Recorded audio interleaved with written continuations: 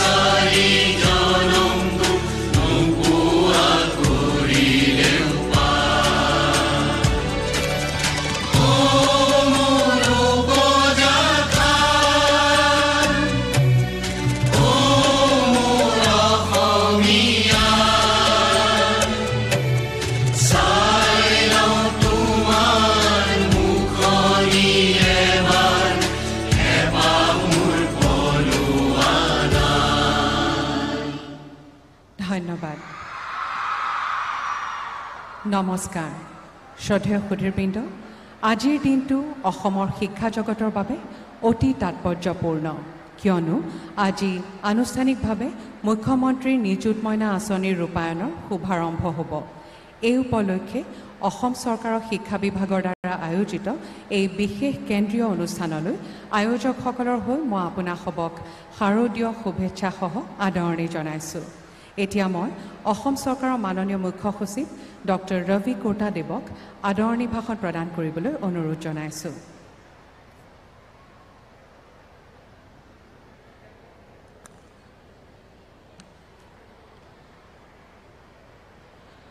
আজি সভাৰ অতি সন্মানীয় অসমৰ মুখ্যমন্ত্ৰী ডাক্তৰ হিমন্ত বিশ্ব শৰ্মা ডাঙৰীয়া আৰু মাননীয় মন্ত্ৰী শ্ৰী ৰণোজ পেগু ডাঙৰীয়া, শ্ৰী পীযুষ হাজাৰিকা ডাঙৰীয়া প্ৰমুখ্যে মঞ্চত উপবিষ্ট বিশিষ্ট অতিথিসকল আৰু বিশিষ্ট ব্যক্তিসকল, মোৰ মৰমৰ ছাত্ৰীসকল, জয়তে আপোনালোক সকলোলৈ মই আন্তৰিক শুভেচ্ছা আৰু অভিনন্দন জ্ঞাপন কৰিছোঁ। আজি সেইখন সভালৈ মুখ্যমন্ত্ৰীৰ নিযুত মইনা আঁচনিৰ শুভ উদ্বোধনী সভালৈ আপোনালোক সকলোকো মোৰ স্বাগতম আৰু অভিনন্দন জনাইছোঁ। মই অন্ধ্ৰপ্ৰদেশৰ পৰা অহা এজন বিষয়া। যেতিয়া আমাৰ ষ্টেটত এটা কথা কয় যে ছোৱালীসকল বিশেষকৈ ঘৰত ল'ৰা ছোৱালী যদি হয়, মা দেউতাক খুব ভালকৈ কোন চাই বুলি ক'লে সমাজত এটা তাতে আছে যে ছোৱালীসকলে ভালকৈ মা দেউতাক ভালকৈ চায়। অসমত আহি পেলাই মই আৰু অনুভৱ কৰিছোঁ, তাৰ ওপৰত আৰু দুগুণ তিনিগুণ সেইটো বস্তু ইয়াতো আছে আৰু গোটেই ভাৰততে আছে। গতিকে আমাৰ আজি আপোনালোকে 25,000 ছোৱালী ছাত্ৰী ইয়াত আছে আৰু গোটেই অসমত 2 লাখৰ আশে পাশে ছোৱালী বহি আছে আৰু এইকেইটা কথা আপোনালোকে মানে নে নামানে আমাৰ নিজৰ মা দেউতাক ভালকৈ চোৱা ছোৱালী হয় না নহয় আমি এইটো কথাই নহয় আমাৰ ডেভিড গোল্ডমেন বুলি এজন বিশিষ্ট সাইন্টিষ্ট ষ্টাডি কৰি চাইছে ইমোশনাল ইন্টেলিজেন্সত ছোৱালীসকল বেছি আছে এনেকুৱা ছোৱালী য'ত আমাৰ অসমত অলমোষ্ট 50% পপুলেশ্যনত আছে তেখেতসকলক কি কৰিলে ভাল হয় মাননীয় মুখ্যমন্ত্ৰী মহোদয় যোৱা নৱেম্বৰ ডিচেম্বৰৰ পৰা হেতু সংক্ৰান্তত বহুত চিন্তা চৰ্চা কৰিছে আৰু যোৱা বাজেটত হেতু এটা সিদ্ধান্ত গ্ৰহণ কৰিছে এই বাজেটত লিখা শব্দবিলাক সেই ধৰণত আছে 10 lakh girls মানে 1 million নিযুত মইনা will be supported with a financial grant as an admission incentive to continue their education to higher secondary, graduation and post-graduation studies. This initiative is a critical step towards eradicating child marriage and its associated harmful practices. এনেকুৱা এটা উৎকৃষ্ট উদ্দেশ্য লৈ সেইকেইটা কাম আপোনালোকৰ সন্মুখত চৰকাৰে লৈ আনিছে মাননীয় মুখ্যমন্ত্ৰী মহোদয় লৈ আনিছে আৰু আপোনালোকক আৰু এটা সিক্ৰেট ক'বলৈ বিচাৰিছোঁ আমি সেইকেইটা প্ৰশ্ন ছাৰে সুধিছে কেনেকৈ কৰিব কি কৰিব আৰু 10 লাখ ছাত্ৰীক ক্লাছ 11 12ৰ পৰা পোষ্ট গ্ৰেজুৱেশ্যনলৈকে কৰিব লাগিব কিমান টকা লাগে সেইকেইটা নম্বৰবিলাক আমি দেখা পিছত আমি বিশেষসকল হিচাপে আমি ভাবিছোঁ এইটো কৰিব নোৱাৰোঁ কেলে যথেষ্টমান টকা লাগে আৰু ইমান টকা চৰকাৰৰ ওচৰত নাই কিন্তু মুখ্যমন্ত্ৰী মহোদয় কৈছে যে নহয় হেতুটো আমাৰ প্ৰায়োৰিটি এটো কৰিবই লাগিব আমাৰ ইমান ছোৱালী আছে য'ত তেখেতসকলৰ নিজৰ এই লিখা পঢ়া যদি আগবাঢ়ি লৈ নাযাওঁ তেতিয়া আমি বহুত বেছি কৰিব নোৱাৰোঁ সেইকাৰণে এতিয়া ক্লাছ 11ত আহা ছাত্ৰীসকলক 1000 পাৰ মান্থ 10 মাহৰ কাৰণে মানে কি হ'ল ক্লাছ 11 and 12 মিলি পেলাই আপোনালোকে 20,000 টকা পাব আৰু graduation first year to 1250 rupees per month up to 10 months মানে 12,500 মানে 2 বছৰ মিলি পেলাই 2 বছৰ নহয় 4 বছৰ বা 3 বছৰ যেনেকুৱা গ্ৰেজুৱেশ্যন যদি কৰে আৰু ইমান টকা বছৰে 12,500 কৰি আৰু পোষ্ট গ্ৰেজুৱেশ্যনত 2,500 এক মাহিনা মানে 10 মাহত 25,000 মানে 2 ইয়াৰ কোৰ্স হলে 50,000 গতিকে যথেষ্ট হেতু মাহে মাহে পাওঁতে কম নিচিনা লাগে কিন্তু আমি এক বছৰত যদি আপোনালোকে যদি চাই বা আজি 11 ক্লাছ 11ত জয়েন কৰা ছাত্ৰী পোষ্ট গ্ৰেজুৱেশ্যন শেষ হোৱালৈকে 7-8 বছৰৰ যদি চাই ভালেমান টকা মানে 1,20,000 লোকে এই হে নিযুত মইনা আঁচনিত আপোনালোকে পাব আৰু আমি আশা কৰিছোঁ যে আপোনালোকে সুযোগ লৈ আগবাঢ়ি যাব আজি ইয়াত যিমান ছাত্ৰী আছে 16 বছৰৰ পৰা 21 বছৰৰ মাজৰ এটা আছে আমাৰ মাননীয় মুখ্যমন্ত্ৰী মহোদয় আৰু মাননীয় প্ৰধানমন্ত্ৰী মহোদয় বিকশিত ভাৰত 2047 মানে যেতিয়া আমি 100 ইয়াৰ্ছ ইণ্ডিপেণ্ডেন্স ডে আমি সেলিব্ৰেট কৰোঁ 2047ত এই সময়ত বিকশিত আসাম বিকশিত ভাৰত হৈ পেলাই আমি আগবাঢ়ি যাব লাগিব বাই দ্যাট টাইম আপোনালোকে ভাবি লওক আপোনালোকৰ বয়সটো কিমান হ'ব মানে 39 to 44 ইয়াৰ্ছ মানে আপোনালোকে যি আমি ইমান আমি নাথাকিব পাৰোঁ কিন্তু আপোনালোকে এই 2047ত যেতিয়া আমাৰ দেশ বা ৰাজ্য এটা 100 বছৰৰ আমাৰ স্বাধীনতা দিৱস আমি সেলিব্ৰেট কৰোঁ এই সময়ত আপোনালোকে নিজকে ক'ত থাকিবলৈ বিচাৰিছে আৰু কেনেকৈ থাকিবলৈ বিচাৰিছে কি ধৰণৰ কেৰিয়াৰ পাথ আপুনি ওলাবলৈ বিচাৰিছে এটো আপোনালোকৰ হাতত আছে আৰু 50% অফ আৱাৰ পপুলেশ্যন যদি ধৰক আপোনালোকে সকলো আগবাঢ়ি যায় দেশখনটো যি এই উদ্দেশ্য লৈ যি ভিজন লৈ পেলাই গোটেই পৃথিৱীত আমি ভাৰতখনটো এক নম্বৰ হিচাপে আগবাঢ়ি যাবলৈ বিচাৰিছোঁ আপোনালোকে কৰিব আৰু ইমান উৎকৃষ্ট উদ্দেশ্য লৈ পেলাই মাননীয় মুখ্যমন্ত্ৰী মহোদয় সেইখন স্কিমটো আপোনালোকৰ সমৰ্পণ কৰিছে তাৰ কাৰণে মুখ্যমন্ত্ৰী মহোদয়ক মই আন্তৰিক ধন্যবাদ দিছোঁ আৰু আপোনালোকে সকলো এই 3 জিলাৰ পৰা কামৰূপ মেট্ৰ' আৰু মৰিগাঁৱৰ পৰা অহা ছাত্ৰীসকল ইয়াত থকা আৰু গোটেই ৰাজ্যত থকা সকলো ছাত্ৰীসকলক আৰু অভিভাৱকসকলক আৰু মঞ্চত উপস্থিত থকা আমাৰ অতিথিসকলক সকলোকো মোৰ পুনৰ স্বাগতম জনাই মোৰ বক্তব্য ইয়াতে সামৰিছোঁ। ধন্যবাদ মহাশয়।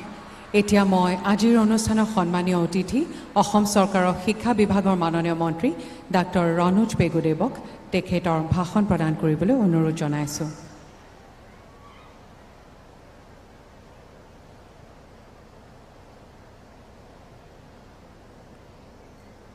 অসমৰ মাননীয় মুখ্যমন্ত্ৰী ডক্টৰ হিমন্ত বিশ্ব শৰ্মা ডাঙৰীয়া, মোৰ সতীৰ্থ মন্ত্ৰী শ্ৰীযুত পীযুষ হাজৰিকা ডাঙৰীয়া, আমাৰ গুৱাহাটীৰ মাননীয় সাংসদ বিজুলী কলিতা মেধি ডাঙৰীয়ানী, মুখ্য সচিব ডক্টৰ ৰবি কোটা ডাঙৰীয়া, সন্মানীয় মোৰ সতীৰ্থ বিধায়ক হেমাংগ ঠাকুৰীয়া, দিগন্ত কলিতা আৰু মাননীয় শ্ৰীযুত অতুল বৰা ডাঙৰীয়া, আমাৰ হাউচ ফেডৰ চেয়াৰমেন মাননীয় বিধায়ক শ্ৰীযুত অৱেশ কলিতা ডাঙৰীয়া, আমাৰ নতুনকৈ গঠন হোৱা আসাম ষ্টেট স্কুল এডুকেশ্যন বৰ্ডৰ উপাধ্যক্ষ ৰুক্ম গোহাঁই বৰুৱা ডাঙৰীয়া, ইয়াত উপস্থিত থকা কামৰূপ মেট্ৰ' মৰিগাঁও জিলা আয়ুক্তসকল, অসমৰ বিভিন্ন জিলাত হৈ থকা সমান্তৰালকৈ হৈ থকা অনুষ্ঠানত উপস্থিত মাননীয়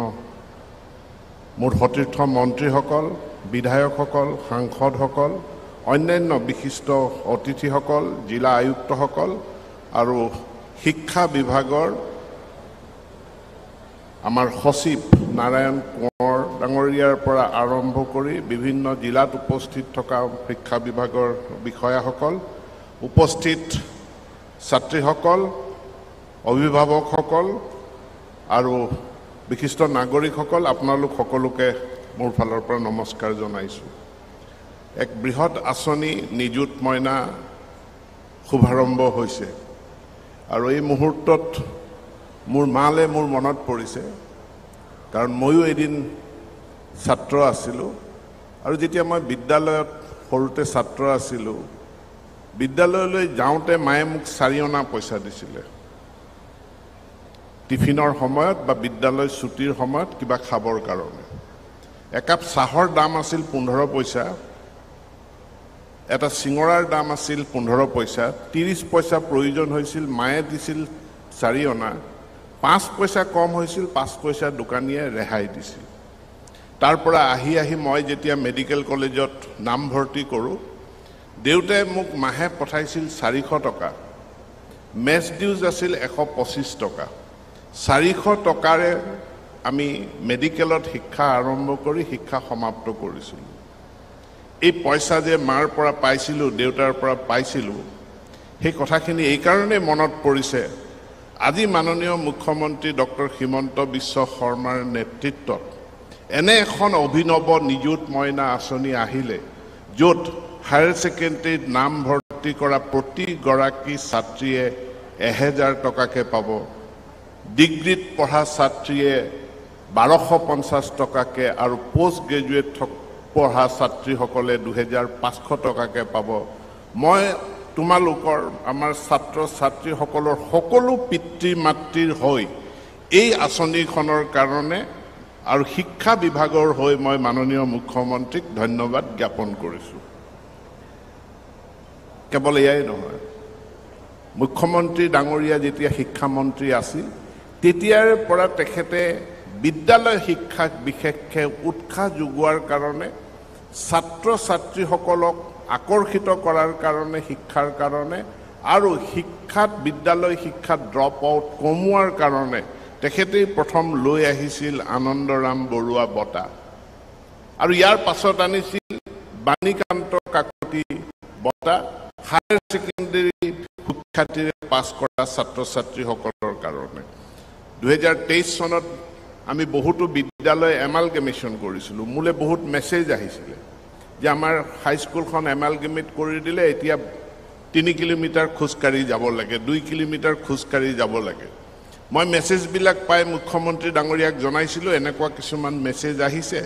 আৰু আমাৰো নীতিমতে আমি 5 কিলোমিটাৰ ব্যাসাৰ্ধৰ ভিতৰতহে এখন মাধ্যমিক বিদ্যালয় ৰাখোঁ গতিকে অহা যোৱাত খোজ 2-3 কিলোমিটাৰ ছাত্ৰ ছাত্ৰীসকলে খোজ কাঢ়িবলৈ লগীয়া হয় লগে লগে তেখেতে বিত্ত বিভাগৰ লগত আলোচনা কৰিছিল শিক্ষা বিষয়াসকলৰ লগত আলোচনা কৰিছিল আৰু সেই মুহূৰ্ততে সিদ্ধান্ত গ্ৰহণ কৰিছিল অসমৰ ক্লাছ 9ত পঢ়ি থকা 3,69,000 ছাত্ৰ ছাত্ৰীয়ে একোখনকৈ চাইকেল লাভ কৰিব আৰু যোৱাবাৰ আমি ক্লাছ 9ত সেই চাইকেলসমূহ বিতৰণ কৰিলোঁ এতিয়া গাঁৱত গ'লে মই ল'ৰা ছোৱালীবিলাকক সেই চাইকেল লৈ বিদ্যালয়লৈ অহা যোৱা কৰা দেখা পাওঁ এই আঁচনিসমূহ চলি আছে এই বছৰো আমি ক্লাছ 9ত চাইকেল প্ৰদান কৰিম আৰু তাৰ লগতে মেট্ৰিক পাছ কৰাৰ পাছৰ যিটো পৰ্যায় সেই পৰ্যায়টোত ছোৱালীৰ ড্ৰপ আউট ৰেট যাতে কমি যায় ছোৱালীবিলাকক যাতে আমি উচ্চ শিক্ষাৰ বাবে আকৰ্ষিত কৰিব পাৰোঁ তাৰ কাৰণে এই নিযুত মইনা আঁচনিখন লৈ আহিছে যাৰ জৰিয়তে আজিৰ তাৰিখত 1,60,000 ছাত্ৰীয়ে তেওঁলোকে অসমৰ বিভিন্ন জিলাত তেওঁলোকে চেক লাভ কৰিব সকলো ছাত্ৰীলৈ মোৰ ফালৰ পৰা অভিনন্দন জ্ঞাপন কৰিছোঁ আৰু যিসকল ছাত্ৰী এতিয়া বাদ পৰি গৈছে তেওঁলোকৰ নাম পৰ্টেলত আপলোড হোৱা নাই তেওঁলোককো এই যাৱতীয় কামখিনি সোনকালে কৰি পেলাবলৈ মই অনুৰোধ জনাইছোঁ যাতে আমাৰ পৰৱৰ্তী কিস্তি নৱেম্বৰ মাহৰ কিস্তি যেতিয়া আমি বিতৰণ কৰিম এই নতুন হিতাধিকাৰীখিনি সংযোজিত হয় মই আৰু এটা কথা কৈ মোৰ বক্তব্য সামৰিম আমি উচ্চতৰ মাধ্যমিক শিক্ষাক অধিক গুৰুত্ব দিছোঁ উচ্চতৰ মাধ্যমিক বিদ্যালয় প্ৰায় 1300খন আছে আৰু 195খন মহাবিদ্যালয়ত উচ্চতৰ মাধ্যমিক শিক্ষা চলি আছে সমগ্ৰ শিক্ষাৰ তৰফৰ পৰা নিয়মিতভাৱে আমি অনলাইন ব্যৱস্থাৰ জৰিয়তে কেৰিয়াৰ কাউন্সেলিঙৰ এটা বিশাল প্ৰগ্ৰাম আৰম্ভ কৰিছোঁ আমাৰ যিবিলাক বিদ্যালয়ত স্মাৰ্ট ক্লাছৰুম আছে টেলি এডুকেশ্যন আছে সকলোৰে কাৰণে এইটো উপলব্ধ আৰু যি ছাত্ৰ য'ত টেবলেট আছে মোবাইল আছে তাৰ জৰিয়তেও এই কেৰিয়াৰ কাউন্সেলিংখিনি উপলব্ধ দুৰ্গা পূজাৰ পাছৰ পৰা আমি বিদ্যালয়সমূহত উপৰঞ্চি ফিজিক্স কেমিষ্ট্ৰি মেথমেটিক্স আদি বিষয়ৰ শ্ৰেণী উপৰঞ্চিভাৱে অনলাইন ব্যৱস্থাৰে লোৱাৰ ব্যৱস্থা কৰিছোঁ আমাৰ ইতিমধ্যে আমাৰ 5টা টেলি এডুকেশ্যন ষ্টুডিঅ' আছে গুৱাহাটী ডিফু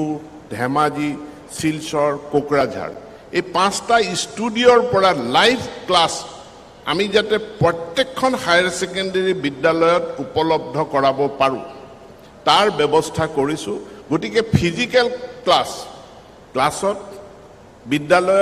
বিদ্যালয় শিক্ষকে যিখিনি পাঠদান কৰিব সেই পাঠদানৰ উপৰি অনলাইন প্ৰতিখন হায়াৰ ছেকেণ্ডেৰী স্কুলত অনলাইন ক্লাছ আমি দুৰ্গা পূজাৰ পাছৰ পৰা উপলব্ধ কৰাম সকলোকে মনোযোগেৰে তাত নিষ্ঠাৰে এই শ্ৰেণীসমূহতো উপস্থিত থাকিবৰ কাৰণে তাত অংশগ্ৰহণ কৰিবৰ কাৰণে মই অনুৰোধ জনাইছোঁ পুনৰবাৰ নিযুত মইনা আঁচনিৰ কাৰণে মাননীয় মুখ্যমন্ত্ৰীক ধন্যবাদ জনাইছোঁ আৰু সকলো ছাত্ৰী আৰু পিতৃ মাতৃক অভিনন্দন জনাই মোৰ বক্তব্য সামৰণি মাৰিছোঁ ধন্যবাদ ধন্যবাদ মহাশয় শ্ৰদ্ধেয় সুধীবৃন্দ এতিয়া আমি আজিৰ অনুষ্ঠানৰ মূল উপলক্ষ্যলৈ আগবাঢ়িবলৈ লৈছোঁ মুখ্যমন্ত্ৰী নিযুত মইনা আঁচনিৰ অধীনত আজি চৰকাৰী শিক্ষানুষ্ঠানত পঢ়ি থকা higher secondary first year BA BSc আৰু BCom ফাৰ্ষ্ট ইয়াৰ আৰু MA MSc MCom আৰু B.Ed ফাৰ্ষ্ট ইয়াৰৰ ছাত্ৰীসকলক আৰ্থিক অনুদানৰ প্ৰথম কিস্তি প্ৰদান কৰা হ'ব আজিৰ এই মঞ্চত কামৰূপ মহানগৰ কামৰূপ আৰু মৰিগাঁও জিলাৰ 5গৰাকী ছাত্ৰীক চেক প্ৰদান কৰা হ'ব আন জিলাৰ ছাত্ৰীসকলকো বিধানসভা সমষ্টি অনুযায়ী আয়োজন কৰা অনুষ্ঠানত আজি এই চেক প্ৰদান কৰা হ'ব মই অসমৰ মাননীয় মুখ্যমন্ত্ৰী ডক্টৰ হিমন্ত বিশ্ব শৰ্মা দেৱক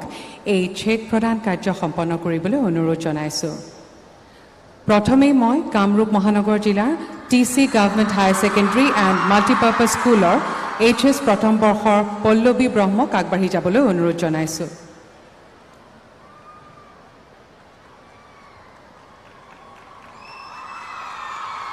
ধন্যবাদ এইবাৰ মৰিগাঁও জিলাৰ মৰিগাঁও মহাবিদ্যালয়ৰ HS প্ৰথম বৰ্ষৰ অংকিতা পাটৰক আগবাঢ়ি যাবলৈ অনুৰোধ জনাইছোঁ।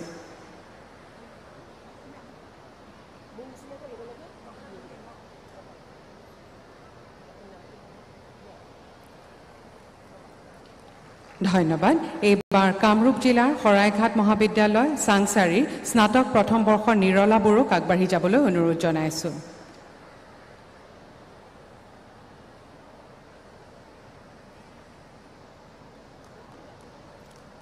ধন্যবাদ। এইবাৰ মৰিগাঁও জিলাৰ মায়ং আঞ্চলিক মহাবিদ্যালয়ৰ স্নাতক প্ৰথম বৰ্ষৰ ভাগ্যশ্ৰী দেৱীক আগবাঢ়ি যাবলৈ অনুৰোধ জনাইছোঁ।